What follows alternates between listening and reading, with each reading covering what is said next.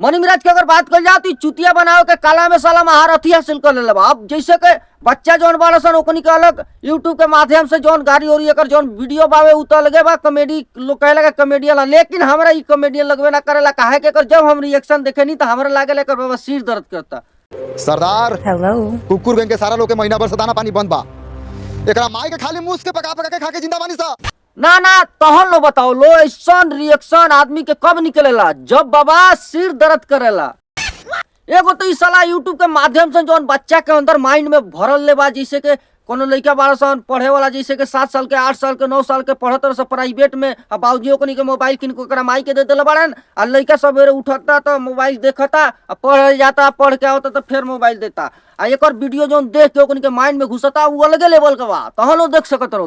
अभी तो मुंह खा के जिया तानी सा, लेकिन अगर इहे नौबत 10-15 दिन रह गेल तो एक दूसरे के मुंह पी के जिए के पड़ी। अगर मुंह तो सूख जाई तो लाड़ चटल जाई। देखला एकर जौन वीडियो को कॉन्सेप्ट रहेला, गाड़ी जौन बावे एकर का कहीं बहिन चुदवा ऐसन गाड़ी देला जौन कॉमेडी के कैटेगरी में ना आवेला। बहन चोदवा सा ईटा के घर में रहता कहता गरीब बानी हम आधर चोदा हूं। और जैसे कि गाड़ियों देवे के एगो लिमिट होला, गाड़ियों देहल जाला लइके जब देखत रहसन त गाड़ियों देहल जाला। ए हिसाब से कि लइके के पता रहो कि हां ई कुली गाड़ी जौन बा हर बात बना देहल जाला। कबो ज्यादा सिचुएशन एकर बहिन तो खराब बा तब गाड़ी देहल जाला। जैसे कि हम देनी पढ़े वाला लड़का संग के बच्चा संग के भरमैले रहला, चलो ठीक बा, लेकिन ओ से ना मानला त ई सरवा आ गइला एथी में सिनेमा हॉल में, कहत हम फिल्म बनेले बानी एकदम वीआईपी, जौन ने फिल्म का नाम है वेलकम, आ कहत वेलकम के वेलकम करी जी। अब वेलकम के भाई साहब वेलकम भइल बा के सुपर हिट हो गई, तो है विश्वास नहीं के होत। हमरो कुछ देर पहले ना भइल जब ई बात के सुननी, लेकिन हम छानबीन कैनी, हम बानी काहे खाती यही खाती तो छानबीन कैनी, तब पता चलल कि फिल्म जौन बिया रिलीज भइल बिया सवेरे आ 12 बजे जौन बिया हिट हो गई। फिल्म कैसा लगा? बहुत बेकार। बेकार काहे बोल रहे हैं भाई 99% लोग बोल रहे हैं फिल्म सुपर हिट है। देखने का लूट नहीं है, वो सबको देखने का लूट नहीं है। फिल्म कचरा फिल्म कौन देखेगा ऐसा? अच्छा कचरा फिल्म है।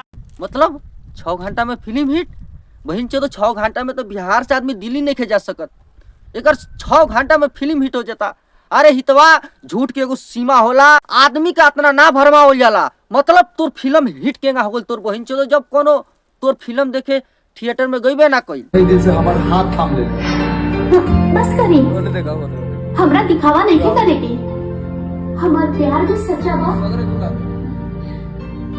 अंदर आँख भी अच्छा बा। दिल चाहता उनका अगर सच्चाई बता दो।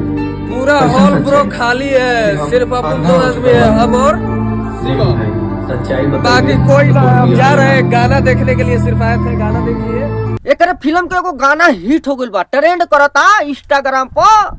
आ ये वीडियो के अंदर गाना में जौन मनु द ग्रेट बिया एके जबरदस्ती घुसावल गइल बा पब्लिक डिमांड पर। ये जोड़ी जब पब्लिक पसंद कर लिया आपका, तो आपको जीवन भर साथ रहने में क्या दिक्कत? काहे का पब्लिक मनी मिराज और मनु द ग्रेट के जोड़ी के बेस्ट जोड़ी माने ले, तहन लोग के कबो कबो ना लगेला मनु द ग्रेट मनी मिराज के माई लागेले।